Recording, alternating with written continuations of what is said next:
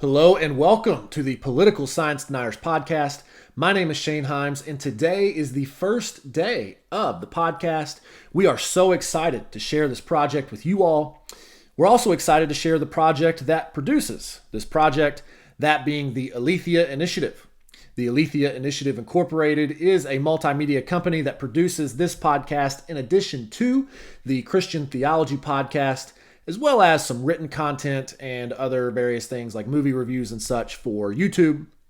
But if you're interested in any of that, we would encourage you to visit our website. But for today, we are going to focus solely on this podcast, as that's what's important for right now. So, if you would allow me to, for the next few minutes, I would like to introduce myself and then take us on a journey that somewhat goes through my life, but many of you can relate as well, and that journey is going to culminate in the realization that we must become political science deniers. So that's the question we're going to ask in this episode ultimately, is why must we become political science deniers? Well, as I said, my name is Shane Himes. I've got undergraduate work that I completed in Bible. I did my graduate work in systematic and historical theology, and I'm currently finishing up my PhD dissertation, obviously in theology as well. Hopefully that'll be done this month or next month. We're right on the cusp and hopefully going to finish pretty soon. But anyway, I am a trained theologian, I guess you could say. Maybe it sounds conceited to call yourself a theologian, but anyway, I guess it's sort of what I am. It's what I do for a living. It's what I've dedicated my life to. But it's not just theology that I'm interested in for reasons that we're going to get into here. I am also very interested in politics and in culture. My main motivation for this podcast is that when I look around and I see the political landscape and I see the political commentators that are out there, there's obviously no shortage of political shows and people that you could go to for perspective on the latest events in politics and culture. But when I look around, although I see some Christians, I don't really see many people who are trained in theology themselves. Now, some of the Christians do a great job in their political commentary in their own right, but oftentimes it is inevitable that issues of philosophy, of worldview, issues that relate directly to faith and religion, they come up in modern politics. Really, I suppose they have always come up in politics, but especially so in the American context, they are really shining through. People are being pressed by cultural and political issues in ways that they have never been pressed before. And oftentimes there is a spiritual or religious element to it. Certainly there is an ethical element to it. Everything is moralized in our politics today. Sometimes that can be a good thing, and sometimes that can be a bad thing.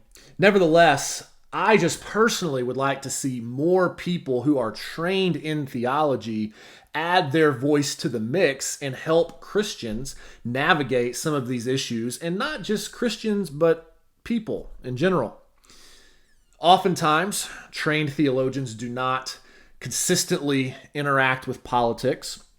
Sometimes you may have someone who will give one-off comments here or there, but there's no consistent engagement. And occasionally, if there is, oftentimes those people can be politically leftist in orientation because they are academics. So my motivation is to hopefully add an academically trained theological voice that is conservative to the mix. I want to engage in explicitly political content, not just content that touches on the Christian faith, though obviously we'll do a lot of that here, but I want my political analysis to be good enough to win over people, even if they don't necessarily agree with my starting point, with my faith, my Christian faith. So that's my motivation, and hopefully that will make my voice somewhat unique among the very competitive landscape that is out there. As far as my journey, and maybe your journey, if you're watching this, I grew up not really caring at all about politics. To my parents' credit, they did not force politics down my throat. They just let me have a great childhood. And so I'm very thankful for that, trying to do the same thing with my kids now. I could not have told you who the vice president was when I was in high school. That would have been Joe Biden. It's crazy to say that, and some people think I'm being hyperbolic, but I really could not have told you who the president or the vice president was. I knew who the president was. Could not have told you who the vice president was. I just was not interested in anything other than sports and hanging out with friends, it would seem like. Not that those things are bad things for high school students, but I took it to the extreme. Just did not care about much of anything. And it wasn't until later when I got into college and I was really having to pay for my own stuff, and I was at one point working at this grocery store. It was called Price Cutter in Arkansas. I think it was owned by Harps maybe, but it's no longer there. I drive back to my hometown and don't see it anymore. Something else took it over. Anyway, the point is I was working there, and sometimes I would be stocking shelves. That was really my main job, but sometimes I would also go up and I would be a cashier. And I would be checking people out. When I first got there, wasn't really paying a whole lot of attention to how people paid for their stuff. Sometimes people would use cards. Sometimes people would use cash. Sometimes people would break up their transaction. And I just didn't really care enough to ask why. Well, one day, I don't remember exactly why, but I started to notice that certain people's carts looked very similar to one another. And their cards also would look similar to one another. And so eventually I found out that the people who had very, very good looking grocery carts, a lot of meat, a lot of soda, a lot of snacks and energy drinks, things that, 20-year-old me would have loved, but couldn't really afford all that much of because, I was a broke college student. They were getting a lot of them, and they were all paying with the same cards. So I finally asked somebody, I don't even remember who I asked, but eventually I asked somebody and they said, "Oh, that's a food stamps card." I said, "What's food stamps?" And they said, "Well, that's when the government gives you money to buy food for people who can't afford it." Now, obviously the idea at the time that, well, if somebody's poor and they can't afford food, I don't want them to go hungry, so I guess that's a good thing. But it did not take long for everything to click, less than a week after that, and for me to go, as somebody who could not have told you who the vice president was, to go, but they're not just buying like the bare minimum so that they don't starve to death. They're buying steak and shrimp and energy drinks and soda and ice cream. What does that have to do with not starving to death? And where does the government get their money? And then, of course, it dawns on me, oh, that's taxes, and that's what we're giving to the government. The government doesn't produce money. We give the government money that we earned, and especially for somebody who didn't earn a whole lot of money at the time, whenever I would see money go out of the paycheck, I would be like, man, I really wish I could keep that extra $50 or whatever it was in the paycheck that went to taxes. And I found out that that money was going to pay for other people's steak and shrimp and soda, stuff that they certainly did not need in any sense of the word, and yet I was paying for it. And so that experience got me asking a lot of questions about how the world works. How do they get taxes? What's the tax rate? What do taxes go to? Why? How can I get on this food stamps program? Oh, I can't. It was an eye-opening experience, to say the least. But after that, I was totally engaged and have been totally engaged since. Though, as we'll get to in the journey eventually, I don't really like being engaged anymore. I guess I'm too pessimistic and I know too much, or maybe I think I know too much and I don't really know, but I think I know too much and I know about how the world works. And it just can be depressing if you think about it too much, but we'll get there. 2016 election rolls around.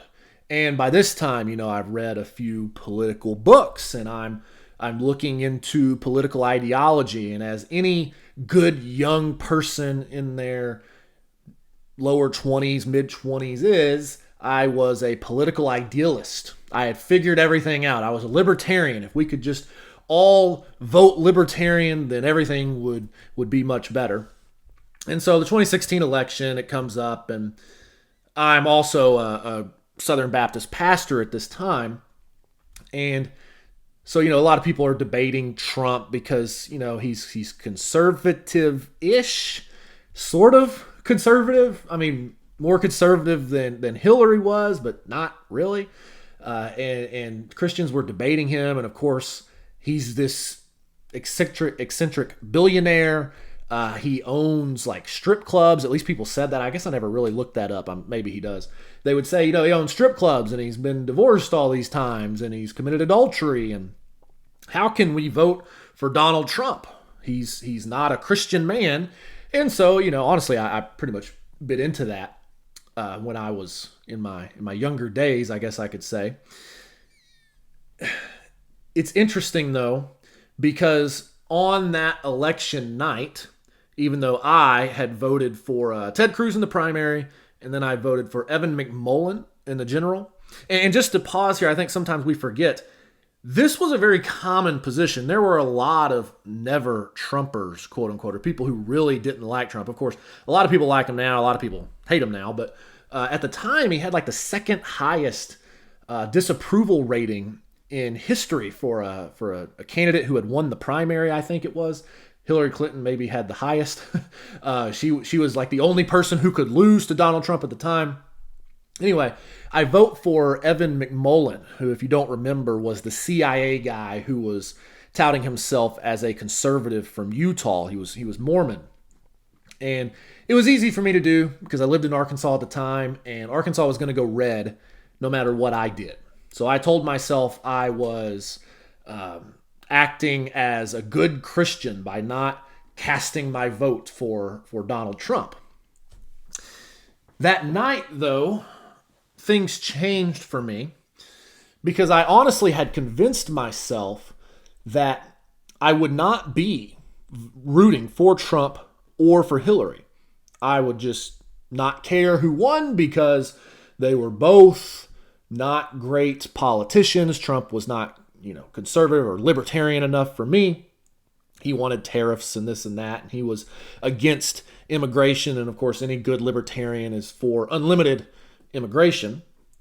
And so I wasn't really for Trump, certainly wasn't for Hillary, but I kept feeling this tug on election night. And of course, I stayed up till 3 a.m. like some of you may have, and had a breakfast the next morning with another guy, but didn't matter. I was staying up till 3 a.m., watched the whole thing, and while I was watching, I could not help but root for Donald Trump.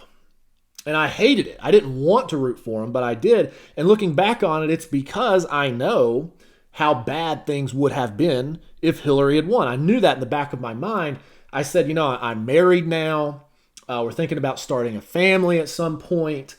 We've got jobs. We've got a house payment. We don't need higher gas bills, which is obviously going to happen if a Democrat wins. They're going to make it harder to drill, and there's not going to be as much oil. Oil is going to be harder to get, and we're going to have higher gas prices. It's not really that hard to figure out. I don't need higher taxes. Thought that. Definitely hated taxes at the time. Still do. And so I felt myself rooting for Trump, even though I really didn't want to. And that changed me because I had to ask myself, why did my instincts tell me to root for Donald Trump?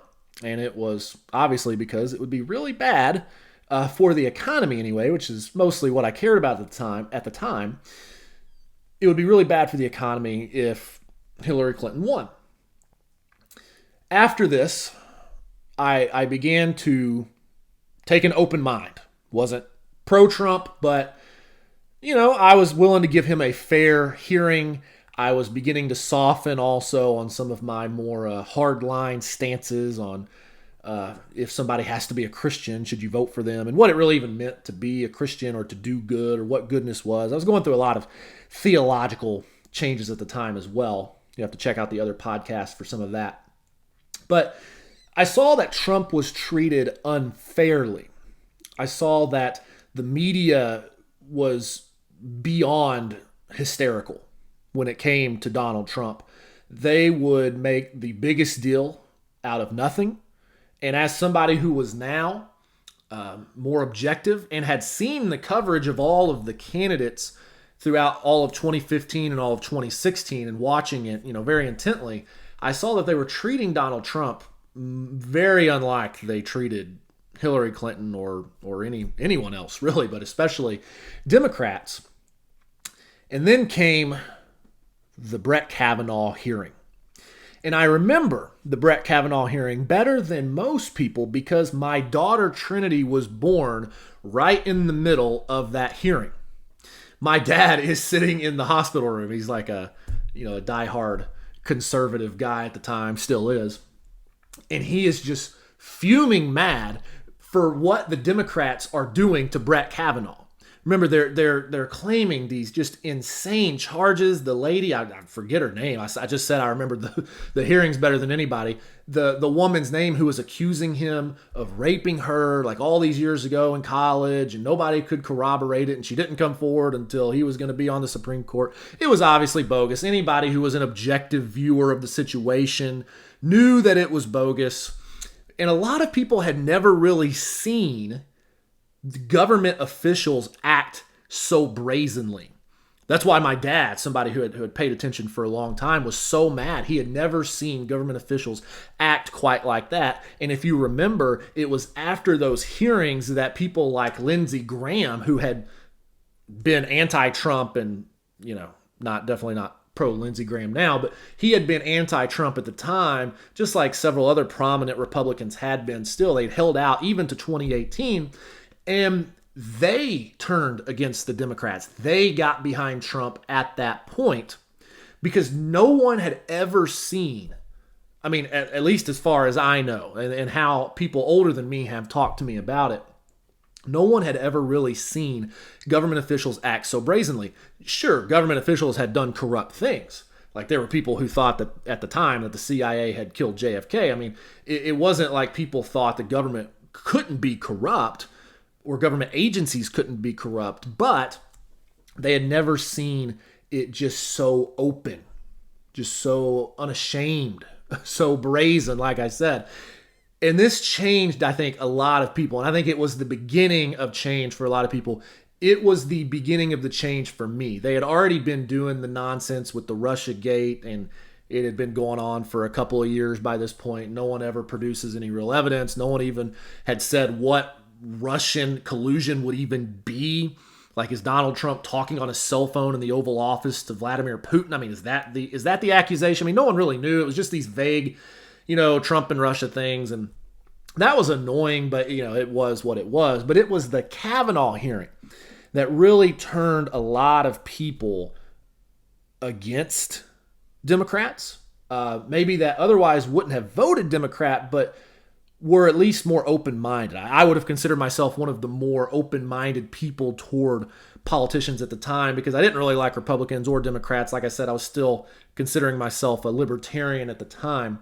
But after this point, I had totally gotten behind Trump. Still wasn't his biggest fan. Still wish he would have acted a little more presidential. But yeah, definitely behind him after all of that. And I think a lot of people can say similar things about how they felt when they watched the Kavanaugh hearings. So if you're looking for one major reason why we should be political science deniers, probably the Brett Kavanaugh hearing is the tip of the iceberg because it's the experts, quote unquote, it's the establishment, it's all of the news people who are just openly telling us, you should believe this woman. And we're sitting here like, what do you mean? It's a rape allegation from like 30 years ago.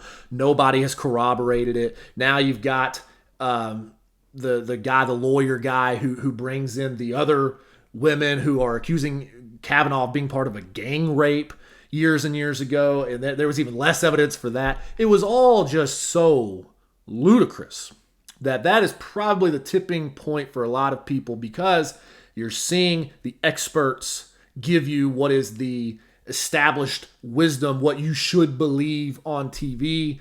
And it's not just wrong, because people have said wrong things on TV for many, many years. In the whole history of television, people have said wrong things. But this was just so obviously corrupt that, at least for me, it was the tip of the iceberg.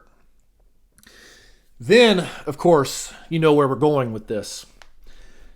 Then comes COVID. COVID, where do you even begin? That's a whole nother podcast episode. But it was after 2019, going into 2020, that COVID happens. And I remember not really knowing what to think at first. Everybody was making it a big deal. Tucker Carlson, who I obviously trust, he had said, COVID was a big deal in China. He had the doctor from China on who had worked on the ground at the Wuhan lab, saying that it had been leaked from the lab and saying she had firsthand knowledge of this. And she was an expert in virology and biology, something else. Anyway, she was this expert, and she was saying this virus had been intentionally leaked by the Chinese, and it is at least somewhat deadly. But then all of the politicians, the Faucis of the world, who we got introduced to at the beginning of 2020, they said it wasn't a big deal. I remember it was Nancy Pelosi. She was talking about just a week before the lockdown, saying how, we all need to go out and get Chinese tonight. We can do that. Everything's good. Everything is safe. So all of that happens. The lockdowns hit. Not really sure what to think. I initially think the lockdowns don't make much sense. I'm like, you can't just keep everybody locked up. What about the jobs and everything else? But again, I'm somewhat still open-minded, assuming that, 2 weeks they're going to see how things go. We're gonna get there. But like a couple of days into the 2 weeks, it dawns on you. It can't just be 2 weeks. If the virus is here, it's going to spread if it's aerosolized. Speaking of the aerosols, then come the masks. Oh, the masks. I will do a podcast episode on the masks, even if no one wants to watch, because I have to vent about the masks. They're like my number one pet peeve was the masks. And the masks were a number one pet peeve because the very first thing people started asking was, should we wear masks? And I certainly had absolutely no idea about medical masks. I didn't know what they stopped, what they didn't stop. I guess I would have assumed that if doctors wore them and nurses wore them when they were doing surgery and dealing with patients, that, they probably stop viruses, I guess, or they help stop viruses. I didn't know. So what did I do? Well, being the good PhD student that I was, I looked at the academic literature that was done on the topic. And to my surprise, I saw that every single randomized control trial that had ever been done on masks with aerosolized viruses, flu-like viruses that are, deemed to be kind of contagious and somewhat airborne or at least spread by droplets, every single randomized controlled trial said that masks did not stop the spread. And most of them said that if you wore a cloth mask, then it would make it worse. So, because, you would just your face would get so dirty. It's a piece of cloth. It'd be like doing this with your shirt and thinking that you're going to stop a virus. No, when they go in somewhere where there's a deadly virus, they have on hazmat suits, not a handkerchief over their nose. So that was the first big red flag for me, and really probably what tipped me over the edge, if I'm honest, because then the rest of it came, like I said, the lockdowns and then the rush shots. People have talked ad nauseum about the COVID vaccines and stuff. But it was the masks. Because I knew from looking at the data that it was very obvious that masks do not stop aerosolized viruses, at least the vast majority of them, because the particles, the aerosols, are too big, or they're too small. They're too small, they go right through the virus, or right through the mask. And it wasn't just that the government was dumb. Like, I already thought the government was dumb. I thought that the government was inept. Anything the government did was probably going to be bad. Again, more of the libertarian in me. But it wasn't just that the government was dumb. I saw the 60-minute interview that Fauci did where he explained this very thing. He said, no, the masks are going to make you think that you're safe, but really they're not going to stop an airborne virus. The aerosols are too small. They're going to go right through the mask. And that was exactly what I read, because I think that happened in like January, but I saw clips of it on YouTube after. And he's saying this, and then I'm reading the data that's been done on this, and something's very off. It's not just that the government is stupid. We already knew that. It's that they were blatantly corrupt. They were just going to lie to your face. That's what the government was going to do, was to lie to your face. That was the first time I'd ever really realized, oh, they're not just inept. The government is corrupt, and corrupt in a serious way. Now, you might think that wearing a mask is not a big deal, but I mean, as a taxpayer, certainly, as an adult, as a reasonable person, I don't want to just be lied to by the government and them treat you like you're a child as if they know better than you. So when they're sitting there telling me that you have to wear a mask, not just that we think you should wear a mask, which would have been one thing, but that you have to wear a mask. That now everywhere I go, I'm having to wear this stupid mask, and they're trying to put these stupid masks on 2-year-olds. None of it works. And then there were very early studies being done, and like speech pathologists and psychologists who weren't, mainstream at the time, they were speaking online, and they were saying, this could cause problems with speech impediments. This could cause problems with psychological development. Kids need to see smiles. And of course, having a kid ourselves, we said the same thing immediately. We said, Trinity doesn't want to see a bunch of covered up faces. She wants to see smiles. On that note, it's actually, it's kind of sad, but it proved this point to us anyway, anecdotally, though I know it's backed up in the data as well. We're in Bloomington, Indiana. And if you don't know anything about Bloomington, Indiana, it is a very left, politically, it's a very left town because the university. Well, we had masks longer than a lot of the country, and we had mask mandates at church. And our family just began to ignore them by 2021 because we were just done. But we were never going to put a mask on Trinity, obviously. But most people, and I'm not saying they're bad for this because people want to follow the law. And I know all of them, and they're very good people, all of them. But they were wearing masks. And Trinity, when we would go to church, would just be very silent. She wouldn't really talk to a whole lot of people. And we just thought, well, it's just because she's kind of shy. But what was weird was she wasn't really shy around much, in any other context. It's just pretty much when everybody had their masks on, which is what we confirmed here later. So then in 2021, it was, yes, the beginning of that summer, everybody was getting the COVID shots, and they said, okay, we've had the COVID shots, so we're going to lift the mask mandate. And so it got lifted in Bloomington for like 3 months. And so one Sunday, like 90% of people at church had their masks on. The next Sunday, only like 10% of people do because the mandate had been lifted. And Trinity that Sunday was just so excited. She was running up to people. She was laughing. She was talking.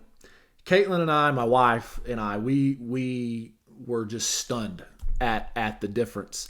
And that's when we knew, a lot of what these other psychologists and speech pathologists were saying about child development, and IQ, and the importance of a smile, and potential speech impediments that can result from the masks. All of this stuff, we said, yeah, that's definitely a thing. I mean, we already knew it was a thing, but it just confirmed it with Trinity. Like, that was really a thing. So, all of this to say, because I'll get off the masks now,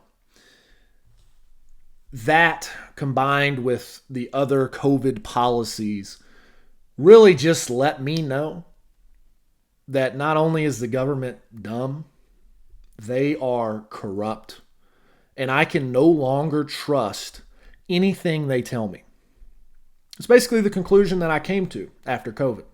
It doesn't mean that the government's lying about everything. I'm not somebody who believes in every single conspiracy theory that you can cook up. Perhaps there are a few that have a little bit of legitimacy in my mind, but I'm not somebody who believes in all of the conspiracy theories, quote unquote. But just because the government says something, that does not make it true. And I think that there are a lot of you out there watching this who can agree with this journey. After COVID, after the Kavanaugh stuff, Trump, all of it, but especially after COVID, it is extremely difficult for us to look at something that the government tells us and to just take it at face value. So why should we be political science deniers? Well, COVID really showed us that experts, quote unquote, because it's not all experts. There were many experts that were speaking against the mainstream dogma that we were seeing as far as COVID went, but they were, of course, censored. We all know the story with the release of the Twitter files and whatnot, but they were censored. So experts, just because they're intelligent and just because they have academic training, that doesn't mean they're not bought off. And it doesn't mean that they're automatically going to be courageous. Sometimes for these experts, it's going to be very difficult for them to go against the grain, because to go against the grain in our society is to go against the science, which will have to be another episode, I suppose. But if you go against the science, and by the science, we mean whatever the mainstream media deems to be the science, then if you do that, then you're not intelligent. See, it used to be that the people who made advances in science were kind of on the edges, and they were questioning the mainstream, and that's why they were able to make advancements.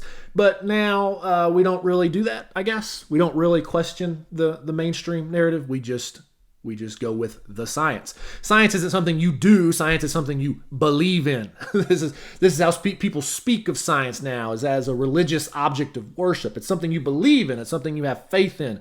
It's something that you dedicate your life to, as opposed to just the observation of the physical universe that certainly is limited in its own right. But no, it's a lifestyle. And so a lot of these experts, I can tell you, as somebody who has been in academia, just because somebody is an expert, that doesn't mean they're brave. And oftentimes it can cost them to go against the grain. And that's exactly what we saw with all the COVID stuff. If you went against the grain, you lost your social media accounts. You lost revenue. You lost money. You lost the interviews that you were getting on MSNBC and CNN. It would cost you something to go against the COVID dogma. And for many experts, that was enough to keep them in line. Now, that doesn't mean that nothing they say is true. Again, obviously, experts usually in their particular field, they know what they're talking about. But it does mean that they are corruptible as well. The science is largely funded by government grants and such at these universities. So the science is very corruptible. This is another reason we must be political science deniers. The political science, the established wisdom of the day, is oftentimes tied to dollars. It's really that simple. So that's another reason why we have to be political science deniers. I could go on, but this has already been long enough, especially for an introduction episode. But all of this to say, from everything I've said, yes, you have to be skeptical of the government. be experts, though they do know their own fields. They're not always the bravest. They have families and things too that they have to provide for, and they just like money like everyone else. And also, they don't necessarily know things outside of their own field just because they are experts within their field. So if somebody is an expert in virology, that does not mean that they are an expert in economics. So, and just because they're an expert in economics, that doesn't mean that they're an expert in politics or constitutional law or natural law or anything else. So these are all reasons to be a little bit skeptical of the wisdom that we're given. In conclusion, I would say this, just as a vision for this podcast and as we move forward with the political science deniers, I would like to offer serious political engagement and analysis with these issues that we face today. I hopefully will not back down even if the issues are controversial. I think there is a lack of serious political engagement by trained theologians, as I mentioned earlier, and I hope that as a trained theologian, I can be someone that offers productive, beneficial political analysis for our day. I hope you'll at least think so. Hopefully at least some of the time I can do this. But I think for now, that's going to be it. This has been a production of the Aletheia Initiative. We'll see you next time. Thanks for listening.